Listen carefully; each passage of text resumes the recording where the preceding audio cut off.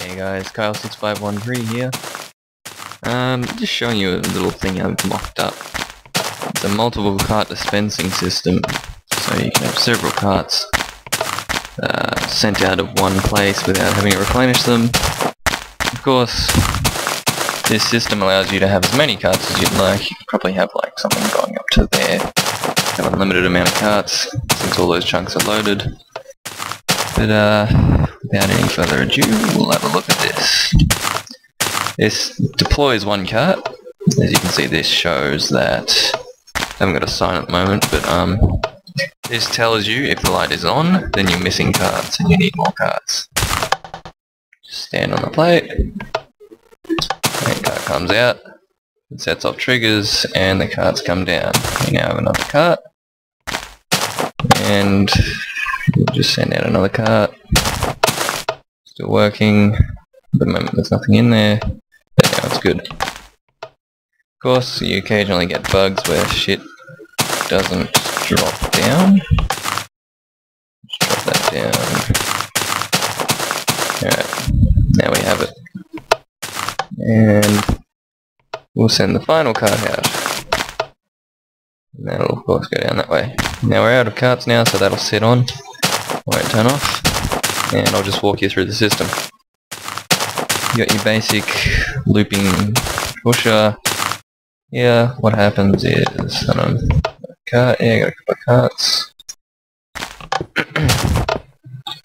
You got your basic resetter that just pushes it and makes sure that it keeps triggering, and if it triggers along with that one, you've got an AND gate down there somewhere.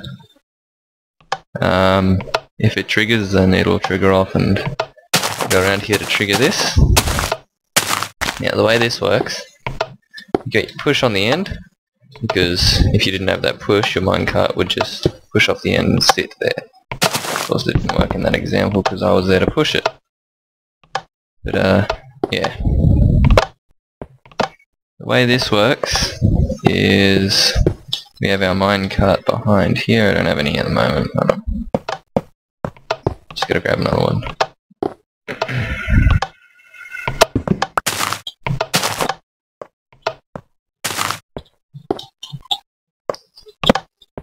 Alright.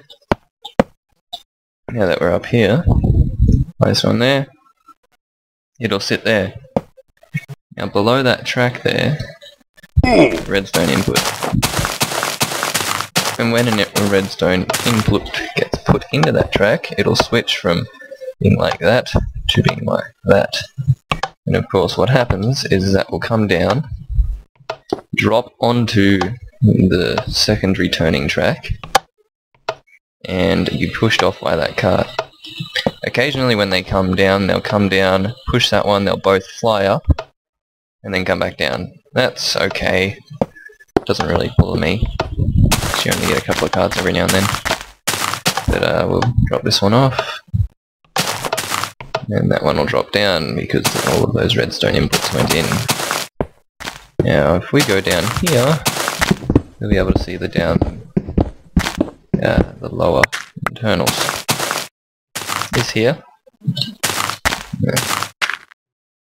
Okay, if you go down there, down and around there, we have the signal that goes up to the indicator light. Now I have all of these inputs here to allow it to stay a constant state, because I hate it when they flash. I don't know why, don't ask me, it just doesn't give a good enough indication for me. That of course comes up to here, which tells it there's stuff in there. And we also have this here, which is an AND gate or something. That goes up to the switch, which you stand on. And of course, when the gate is in the right position, it will receive an input from that pressure plate. And of course, that gets inverted because it just needs to be. And it'll go up to this piece of track here, which will turn into that, will curve that way, and according to southwest I think, that rule, it'll jump through there, but it doesn't matter because if it was coming up and it decided to go that way, then it would just go up and then come down and out. This here, of course, normal rules, when it comes along here, it will trigger either one of these plates or both. From what I hear, it's quite unreliable. You just see that up there, and it just jumped. Of course, you can play around with these delays here. I've tried to get it as close as I can. Probably even give that one more of a delay there.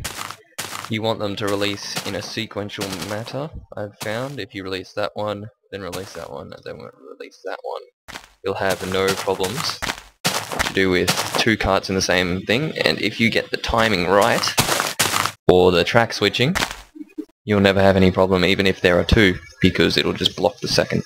Because the track will only ignite it for a certain amount of time. Of course, that comes out of there and pushes that.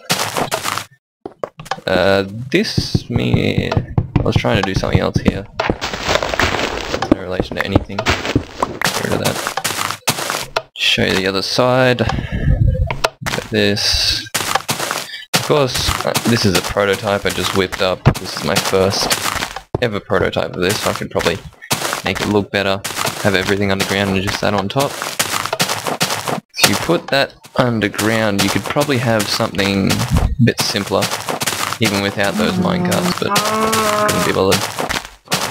The main thing you'll need to note with these minecarts here is you'll need that, otherwise they will just...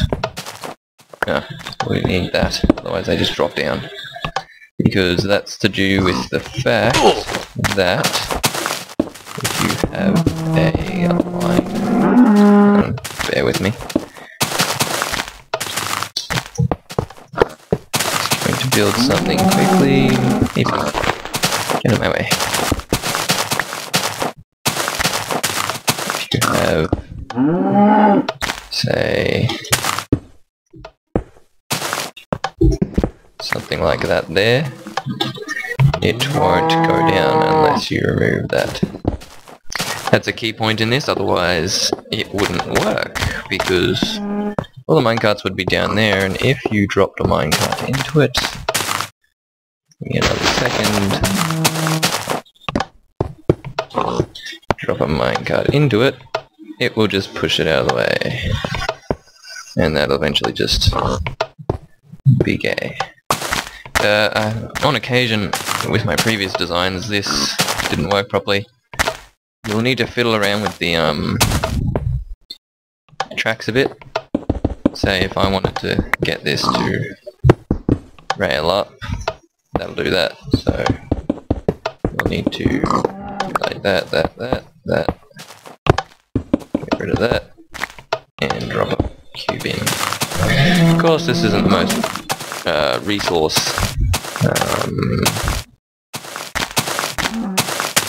ergonomic, or can't think of the word right now, but should have a script for this sort of thing. Anyway,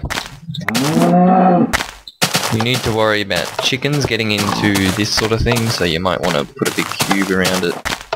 That'll solve any problems like that. That's about it.